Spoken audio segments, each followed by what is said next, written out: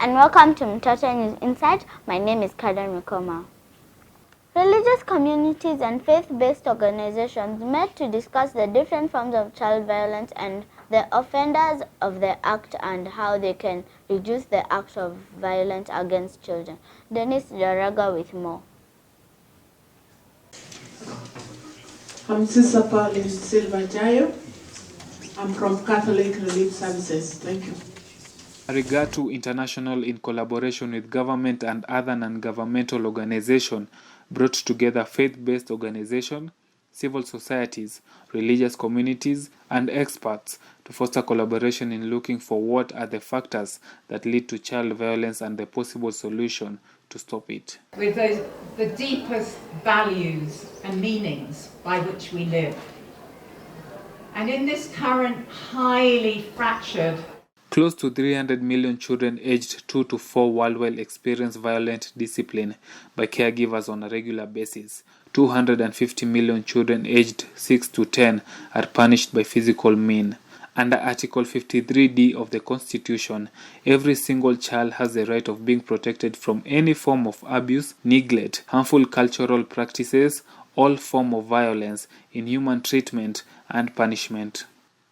Violence against children include all forms of violence against people under 18 years old, whether perpetrated by parents or other caregivers, peers, romantic partners, or strangers.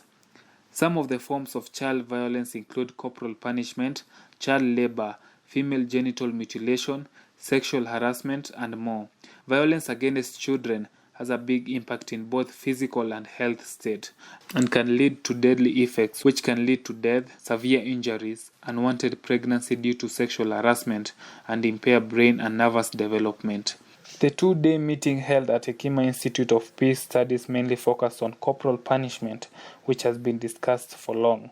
During the meeting, a member from the Interreligious Council of Kenya said that they proposed the return of corporal punishment in our school, a statement that sparked interesting debate with majority strongly opposing the move, suggesting that it leads to severe physical injury, thus making it a form of violence against children. Corporal punishment cannot be completely removed from the development and discipline and development of ethical values in children. It is a controversial subject, but that was the end of that policy discussion within the Interreligious Council of Kenya. So I cannot tell you another story that we said no violence absolutely against children and that corporal punishment should not happen. Actually, the Interreligious Council of Kenya has said they are going to advocate with the government of Kenya to reintroduce corporal punishment in schools for a certain age group of children. Some of the measures that were suggested so as to end child violence include stopping harmful cultural practices like female genital mutilation and early childhood marriage, implementation and enforcement of laws that protect children against violence, providing safe environment for our children, opposing corporal punishment, rather parents and caregivers should offer life skills. For Mtoto News, I'm Dennis Joroge. Association of Member Episcopal Conferences in East Africa and delegations from different countries met in Nairobi to launch the Child Safeguarding Standards and Guidelines set to the Catholics, especially for policy development. Constance Deleko with the report. The Child Safeguarding Standards and Guidelines have been set for the whole Catholic fraternity to follow, since it is their responsibility that organizations have to make sure their staffs, operations and programs do not harm children and do not expose them to the risk of harm and abuse. We are gathered here to launch our Child Safeguarding Standards and Guidelines that provide a framework for policy development on child safeguarding.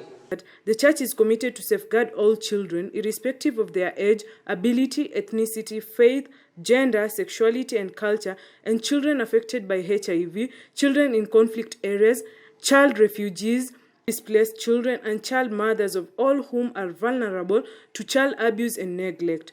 Church institutions should have clear procedures and guidelines on what to do regarding the safety of the children and their environments. So I came specifically for the launching of child guidelines, safeguards guidelines and standards. a book that has been produced by the Amasia region for the sake of helping bishops belonging to Amasia to develop child protection policies for their own conferences. The chief guest sent out a message to all leaders and the society to ensure that they are mindful of all children. I'm here on behalf of not only my schoolmates, but also on behalf of all vulnerable children in Amasia region, Africa, and indeed all over the world, whose voices go unheard. Coming here today, I am fighting for my future. I am here to tell you adults, you must change your ways. I wish that all of you seated here and the world will play a role in stopping all perpetrators of abuse, neglect, exploitation, and violence against children. Could I count on all of you looking at me that you will stop any form of harm and abuse to me and my fellow children? When I look at all of you gazing at me, I wonder, will you consider my views and interests? Will you care for my well-being? Will you save me situations of vulnerability? Will you care about my rights and needs? Will you consider my development as a child and my transition to adulthood? I came to remind you that by the mere virtue of my being human, I have a right to survive, a right to develop, right to be safe and be protected, and above all, the right to belong. Remember, I am only a child and I do not have solutions.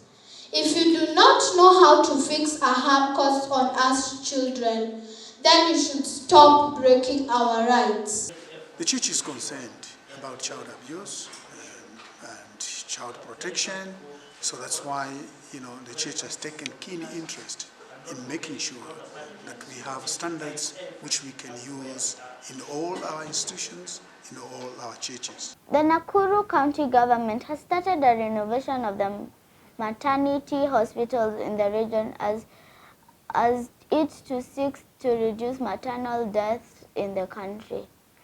County government has handed millions of shillings, giving life to the facilities that were abandoned by the previous management.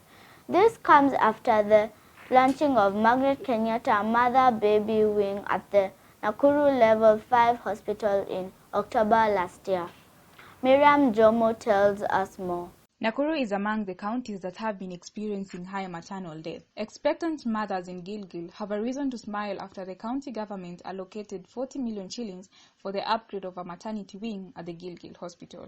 The women have been travelling to the Nakuru Level 5 hospital in Nakuru town to deliver. The Gilgil maternity wing will supplement the 250-bed capacity Margaret Kenyatta Mother-Baby Wing at the Nakuru Level 5 hospital, opened by First Lady Margaret Kenyatta last year. The newly built state-of-art facility is expected to provide easy access to health services for women and babies in Nakuru County and beyond in a bid to tame maternal deaths. I'm glad to note that there has been great improvement in maternal and child indicators in this county. We have seen an evident increase in the first antenatal clinic visits. More women are seeking safer alternatives under the supervision of skilled medical workers to deliver their babies, and they are also seeking gynecological services. The unit also has a dedicated ward to enhance kangaroo mother care program services for prematurely born kids and has a fully equipped growers unit. The state-of-art maternity wing, built at a cost of 450 million shilling, is the biggest in the larger Rift Valley region, largest after Nairobi County's Pumwani Hospital. It also serves Bomet, Baringo, Narok, Kericho, Samburu, Laikipia, and Nyandarua counties. Through the Linda Mama program under the National Health Insurance Program, the Kenya government has assured free deliveries for mothers and free antenatal services in public hospitals. This program has made significant improvement in the overall health status of mothers, in line with Kenya's long-term development agenda for universal access to health care for women And I urge all mothers to enroll in this program and take advantage of the antenatal visits. It is a standalone facility with 4 modern theaters, an intensive care unit for both mothers and the baby, a pharmacy, laboratory, an imaging center, and antenatal and postnatal clinics. The Bondeni Maternity in Nakuru Town East has also been renovated and equipped now a level 4 facility. The maternity facility, situated at the heart of Bondeni, the oldest informal settlement in Nakuru, now has modern equipment. The more than 40-year-old facility serves mothers from various slums including Kivumbini, Lakeview, Kwaroda, Kaptembwa, Flamingo, Kaloleni, and Bondeni, among others. It was purely a maternity hospital, but previously it did not admit first-time mothers as it could not handle any complication because there were only nurses as attendants. Children born today have a better chance than those born in the past to grow up healthy, educated, and protected, with the opportunity to reach full potential, according to the Save the Children Annual Global Childhood Report and End of Childhood Index.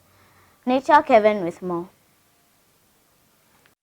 More children have enough good food to eat, attend school, and are safe from violence. Global development has saved millions of childhoods since the year 2000.